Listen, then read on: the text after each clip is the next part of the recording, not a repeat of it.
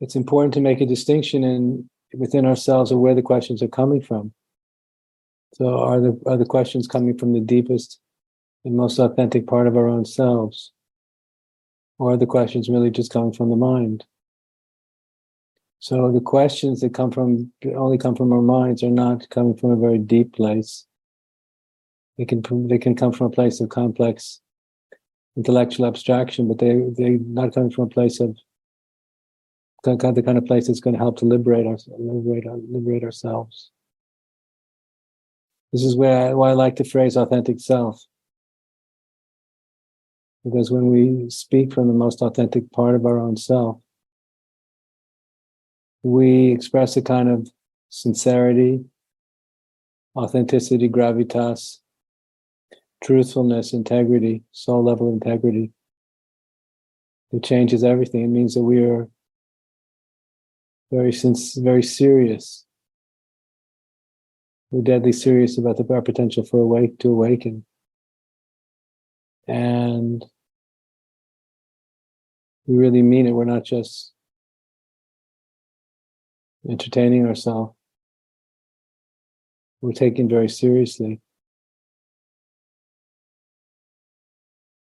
And it takes courage to be authentic, and it takes to be sincere, and to speak with gravitas and deep authenticity. And that's what it takes, though, to really do this for real. So I'm just saying that as a word of encouragement. Andrew, since you're speaking of the mind, that's our stumbling block. It's my stumbling block, because I continue to identify there rather than with the consciousness in which the mind arises. As Arjuna says, truly the wind is no wilder. Very, very true. So how do we understand, even though we do understand that the consciousness underlies the mind, how do we identify with the openness rather than the particularities of our mental activity?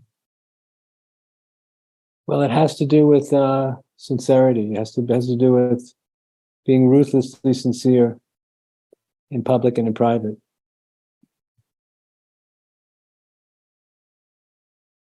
The first time I discovered my own authentic self was when I was sitting with my guru, H.W.L. Punja, in his bedroom.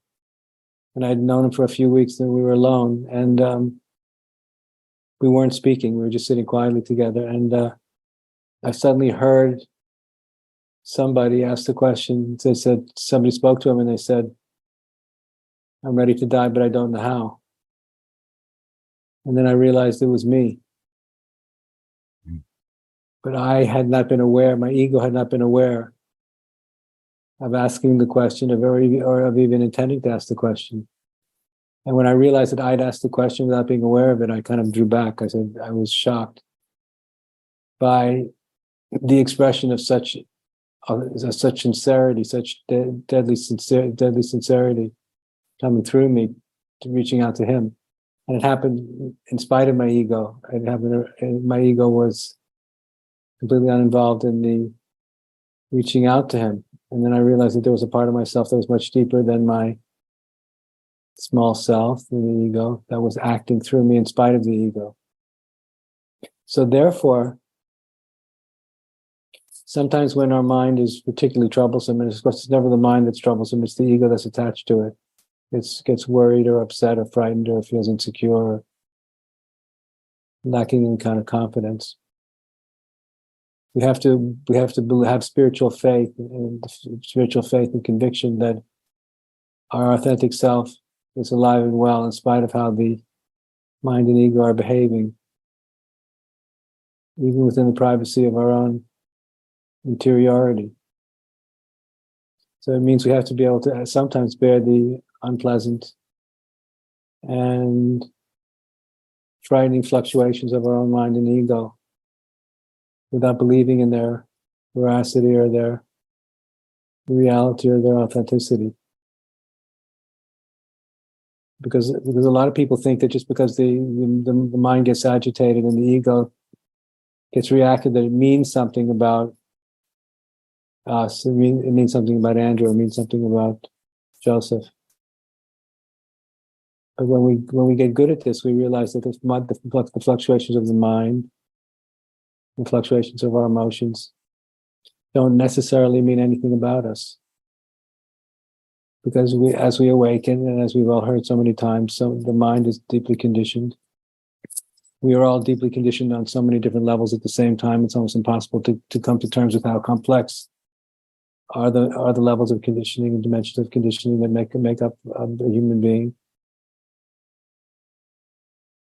So many of the storms, the psychological and emotional storms that get ignited within us, more often than not, they don't mean anything. And the unenlightened ego feels an overwhelming temptation to draw conclusions about these fluctuations, meaning we're drawing the conclusion that this means something about me. This is how lost I am. This is how ignorant I am. This is how unenlightened I am. This is how foolish I am. This is how stupid I am, or whatever else it is. But the point is, if you're sincere and you're serious, we have to have the spiritual self-discipline to assume no relationship to the content of consciousness in a moment like that. To realize that it's simply the mind. It's the fluctuation of the mind. It's the fluctuations of our emotions, which if we're practicing deep and sincere mental discipline, spiritual discipline, we won't allow ourselves to draw any conclusions about what any of it means about us. Which means, in a simple, practical way, that we have to be willing to bear a certain degree of suffering without drawing any conclusions about what it might mean about us. And if we have the spiritual strength and tenacity and discipline to refuse to draw any conclusions about what our mental fluctuations mean about us, we'll often find to our surprise that the fluctuations begin to die down and the storm begins to calm itself. And then if we haven't let go of our belief in ourselves and our belief in our own potential for liberation, we'll find that nothing bad happened. We didn't do anything stupid.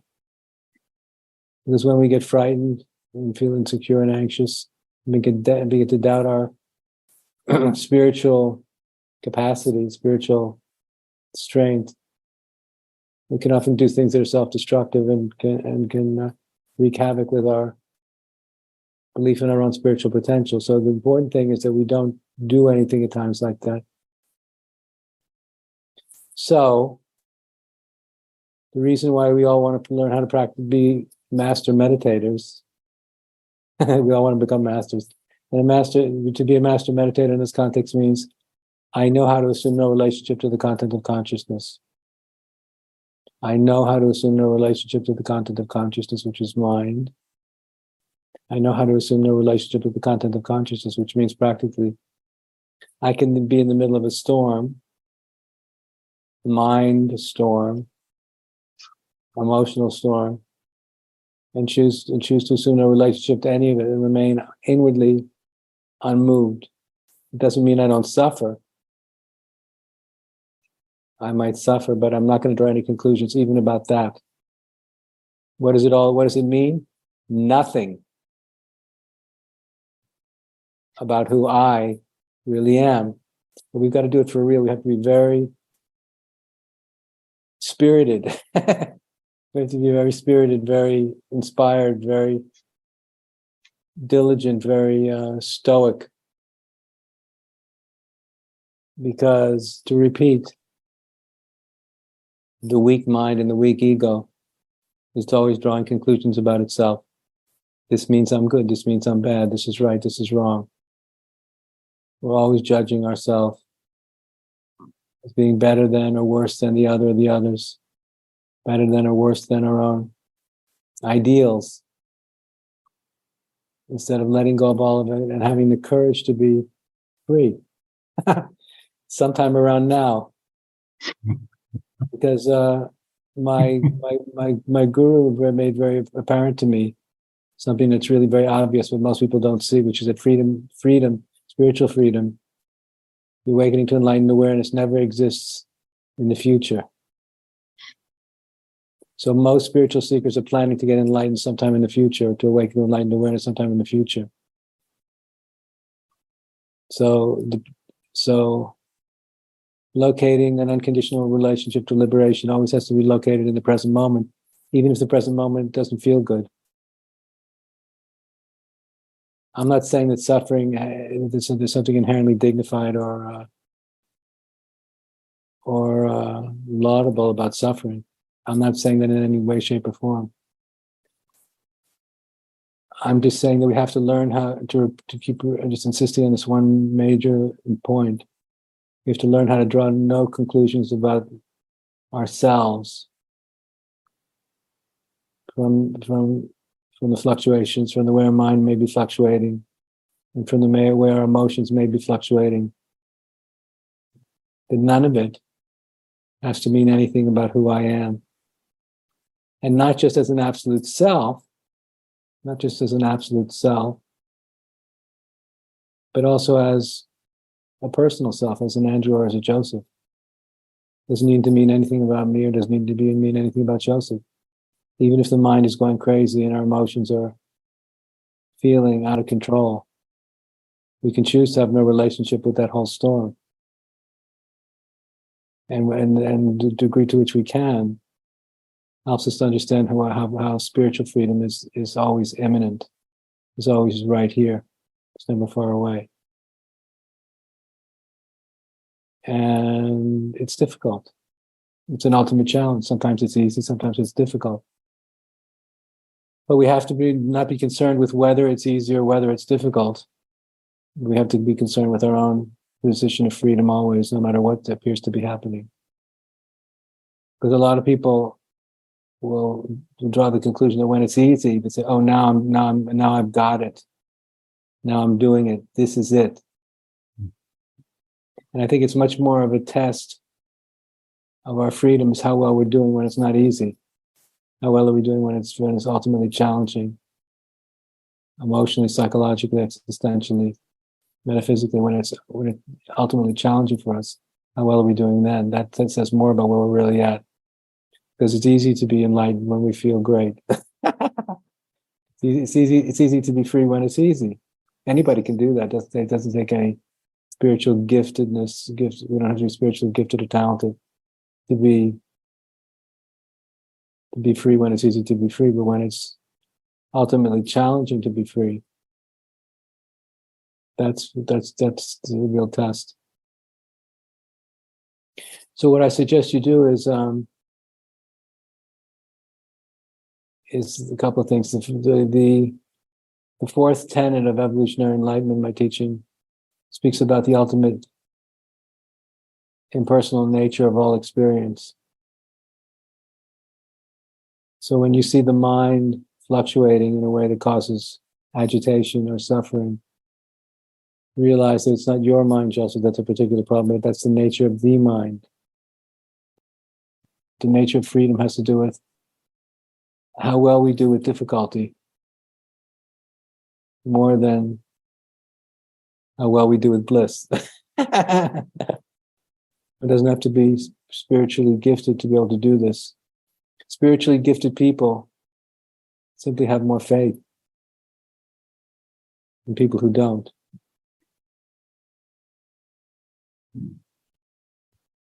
How much faith does any of us have in the ultimate nature of reality, in the absolute? It's a matter, at a certain point, it's a matter of having a big heart with big faith and choosing to not be moved by anything that's relative. Because we're speaking about enlightenment, as I was speaking about at the beginning of our time together today. For those who are lucky enough to realize it and experience it, there's an ultimate transcendental source of existence, of reality itself, that's infinite and indestructible. And it's our faith in that will set us free and will keep us free. It will keep us steady and strong, and become the source of our power and our self-confidence. So we have to learn how to believe in you have to believe in yourself and believe in God. In the end, that's what it takes. It's not practically complicated, but we have to do it. And finally, it's not putting all this off into the future. Never putting it off into the future. Never putting it off into the future. Never putting it off into the future. Never putting it off to the future.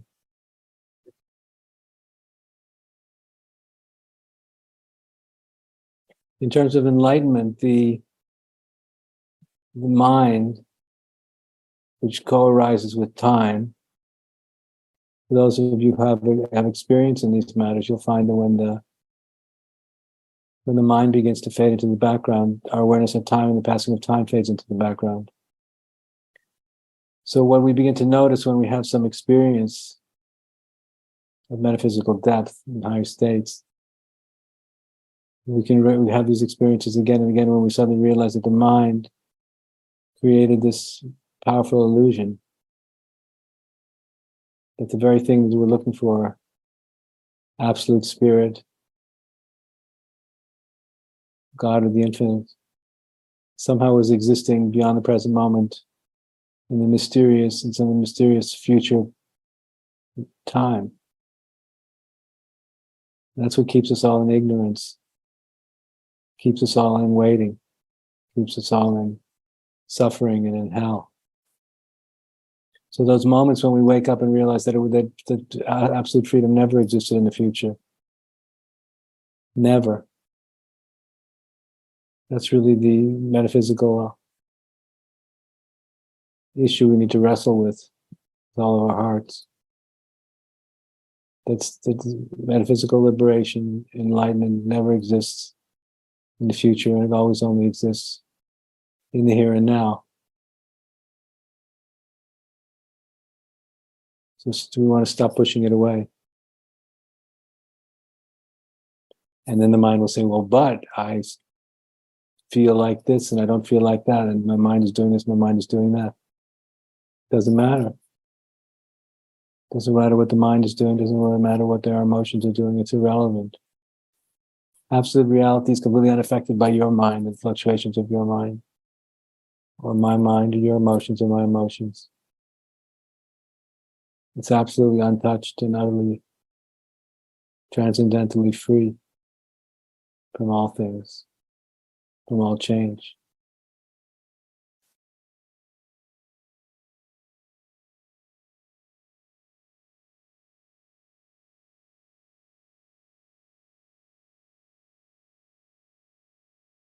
So a lot of intelligent people, sophisticated people have can grasp or would find reasonable the notion that there may be an absolute principle, a God principle, an absolute principle, call it a God principle, that is transcendental, that exists everywhere simultaneously. It doesn't exist, that exists in all places, at all times, for all circumstances, is omnipresent. So if that's the case, it doesn't exist in the future. If I know we don't need to wait to realize, we don't need to wait to realize it, which is the good news. A lot of people feel, I'm not ready yet. I'm not prepared. There's too much karma. Whatever it is. And from an absolute point of view, it's not, relatively speaking, it might be relatively true, but from an absolute point of view, it's not true at all. It couldn't be true. So which means from an absolute perspective, there's really nothing in the way except our own mind, as Joseph mentioned. And it's not the mind it's not mind in the form of thoughts. It has to do with our belief in what the unenlightened mind is saying. So who are you listening to? The God principle is always free from mind chatter. If it's always free from the mind chatter, then it's our spiritual obligation, a big part of our spiritual practice is, if we're pursuing the awakening to enlightened awareness, is to be free from the mind chatter also. But to be really free from it, which is to dare to be enlightened in an unenlightened world, in spite of the madness and the insanity and the confusion and the doubt. Have the courage to do it anyway.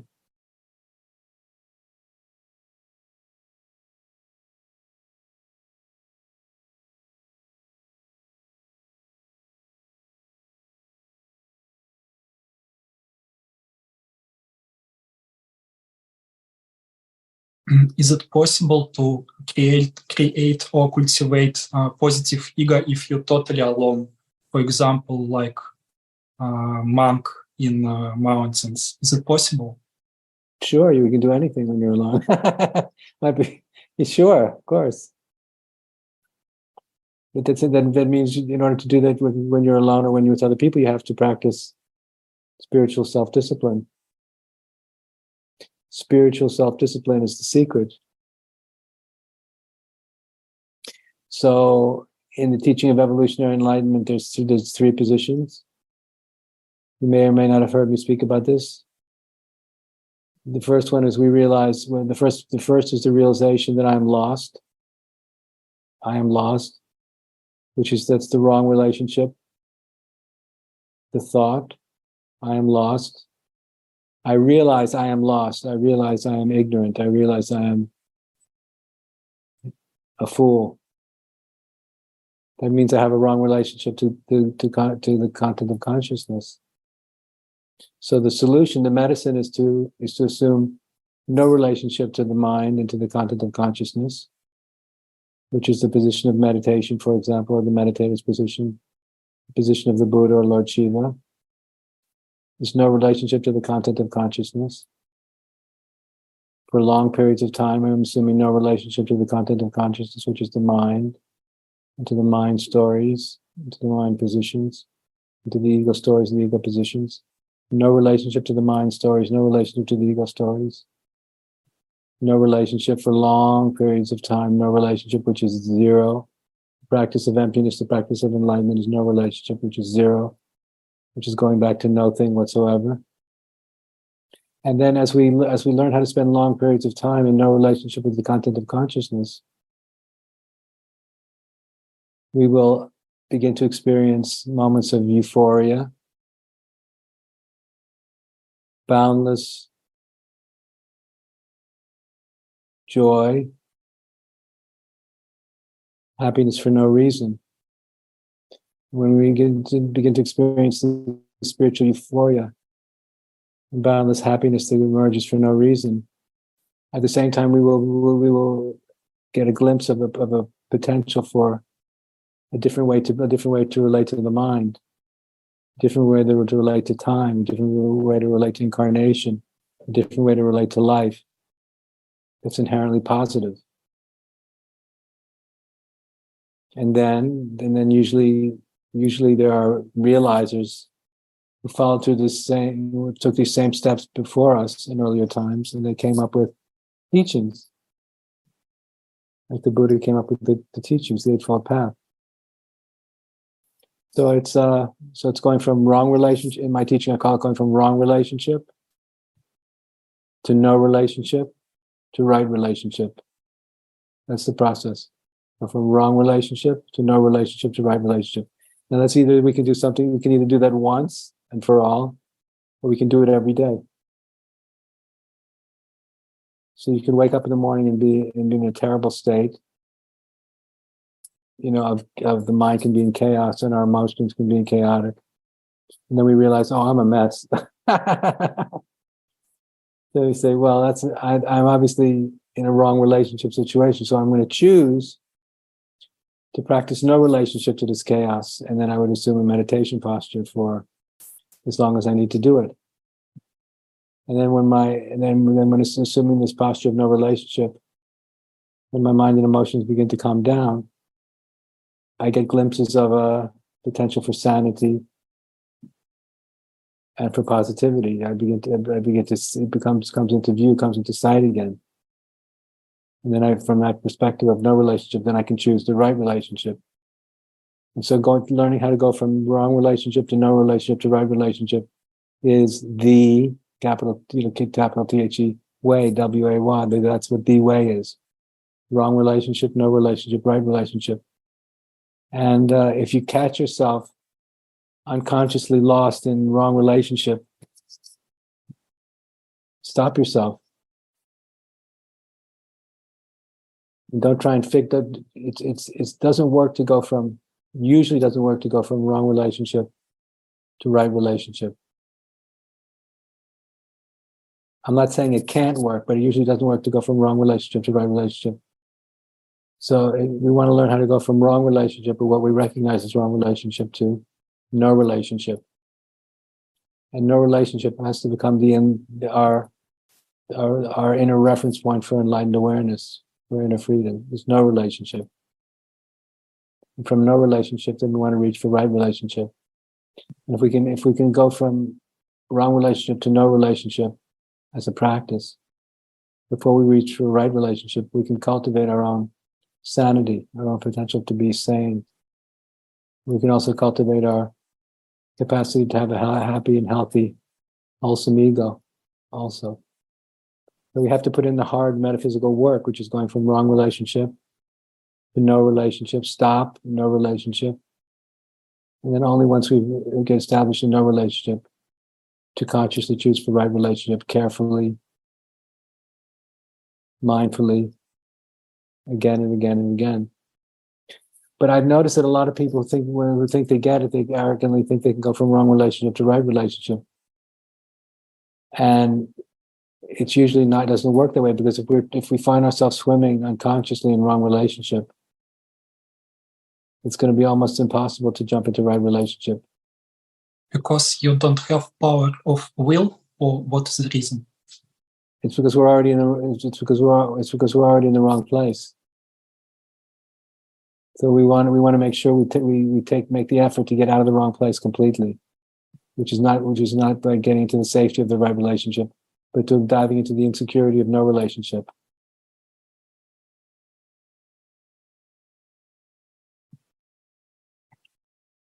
It takes a lot of self-discipline. Self-discipline. But it's very, but if you're smart, and I know you're a smart guy, that it's easy to understand these distinctions, but we have to put them into practice kind of continuously. So it's wrong relationship to no relationship to right relationship. And therefore, it doesn't matter what's happened. You can always begin again, going from wrong relationship to no relationship to right relationship.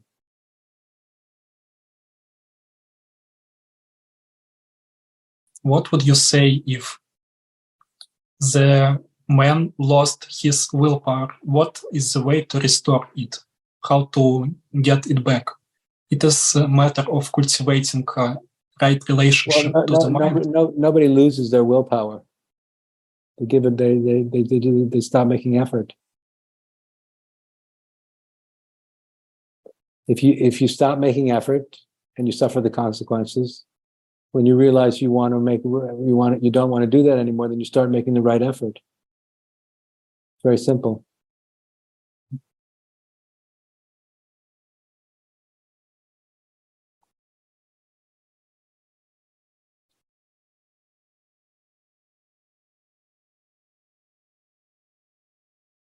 It's very much about self-empowerment.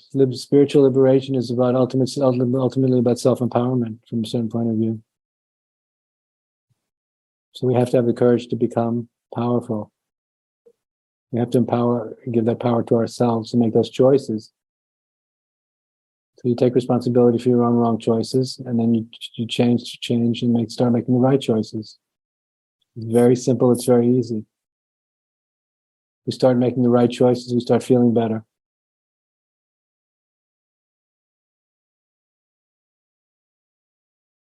Is the capacity to do the right choices unlimited or not? Of course it is. So we have to start from small choices, small steps. Is it correct? If you need to, sure, we'll do whatever you need to do. Okay.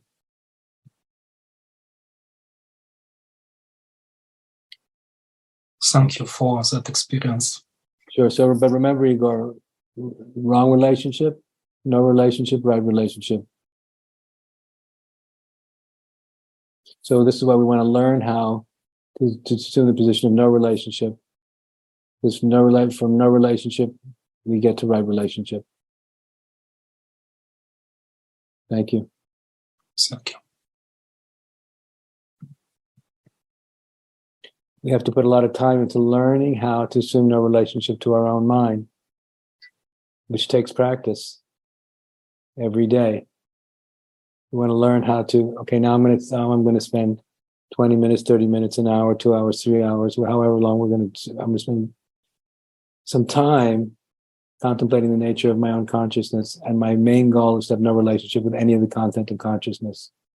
And any smart person can do it. So you sit down and you pay attention, and then you watch what happens. And then as you see yourself compulsively grabbing onto the content of your own consciousness, the minute you see yourself grabbing onto it, you let it go.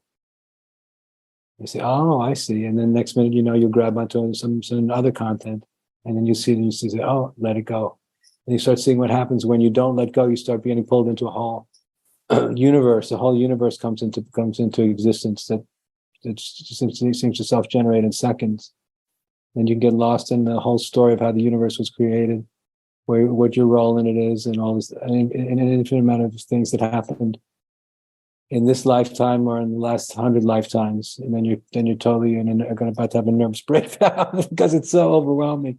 And then you realize, oh my God, what am I doing? I'm grabbing on. And then you just let go, and it all disappears. And you go, wow, it's that simple. Why haven't I figured this out before? Why haven't I done this more often? And then you let go, and then you're feeling the relief and the release and the freedom and the exhilaration of having nothing, knowing nothing, and being no one, and the primordial nature of your own consciousness and how so much freedom is always present there. And then you suddenly find yourself getting caught up in yet some more content, which has its own story. And it goes on and on until you realize what you've done again, and you let go yet again and say, oh my God, look at me. How many times do I have to learn this lesson before I really get it?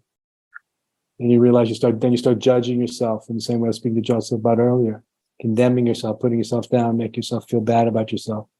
And you're saying, shit, I want to give up and just go have a drink. And then you go through a whole cycle of self-destructive thinking and self-destructive behavior.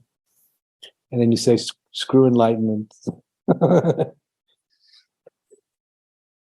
etc. And then you can start falling down a whole rabbit hole of darkness and despair.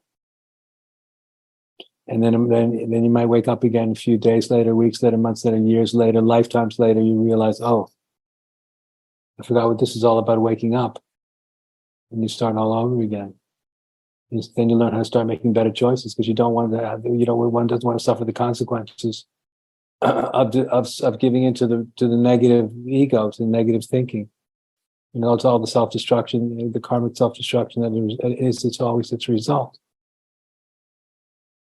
And the thing is that life there's an inherent compassion in the life energy, because we realize that whenever we do the simple act of letting go of everything, yet again, we're all always given another chance. So if God is a female deity, just for the sake of mythic conversation, she's so kind to always give us yet another chance in the next moment. How? Through allowing us giving us the opportunity to let go of everything yet again. And everything means everything. So no matter what's happened, no matter what you have done, or no matter what's happened to you, you and I, or every one of us, always gets another chance to let go unconditionally. And it's letting go unconditionally. It's how we reach the yonder shore. It's that simple. But we keep forgetting. We lose touch with it, the simple truths over and over and over and over and over again, but it is that simple. So spirit, as an absolute principle, never gives up on us because she's always available and present if we're ready to let go. And whatever the karmic situation is, it doesn't matter. It doesn't need to matter. We have to have enormous faith in spirit, and we have to have enormous faith in ourselves in order to be able to do this in such a way that's going to lead to a powerful result. But it's a matter of doing it. It's a certain point. We can think about it for days, weeks, months, and years, and read about it. But we have to do the simple act of paying attention and letting go, again and again and again, and really paying attention, and really letting go, and wrestling with our own unwillingness to do so. Because the ego never wants to let go. The ego always wants to be in control and always knows better. Even if we're killing ourselves through not letting go, we don't stop. So there's an inherent craziness to the small self. That sensitive, thoughtful, spiritually inspired people come to terms with it. There's a demon inside all of us. And the demon will destroy if we're not careful, we'll destroy our own spiritual potential if we're not careful. So we have to be very careful and treat our own spiritual potential with a lot of, we need to protect it. This demon that you're mentioning, can you speak more about this? The demon is the negative ego. It's a part of ourselves that's been hurt, wounded, traumatized, victimized. Anger and resentment, self-righteousness, fear, and rage. And from the small self's perspective, all of those feelings are utterly justifiable. Justified. They're all reasonable. But we have to get to the point from when our positive ego gets strong enough and we begin to awaken to the true self through our positive ego, that we begin to recognize, it doesn't matter. None of that really matters if I want to be free. If I want to be right, it all matters. What's more important to us, to be right or to be free? And that's the big challenge for a smart, sensitive person. Do I want to be right or do I want to be free? It only works when being free is more important than being right. And that's the way the ego dies. But I'm not saying it's not a struggle, but it's what it is.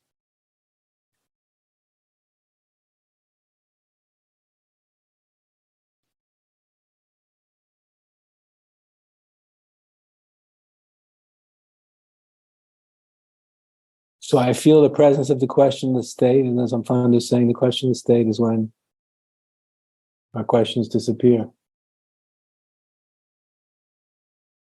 So when our questions disappear, it means our true self is coming into the foreground and the ego is falling into the background.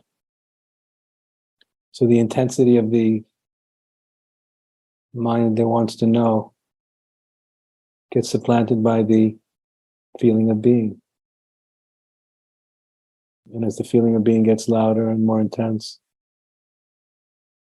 being itself becomes more interesting than wanting to know anything in particular.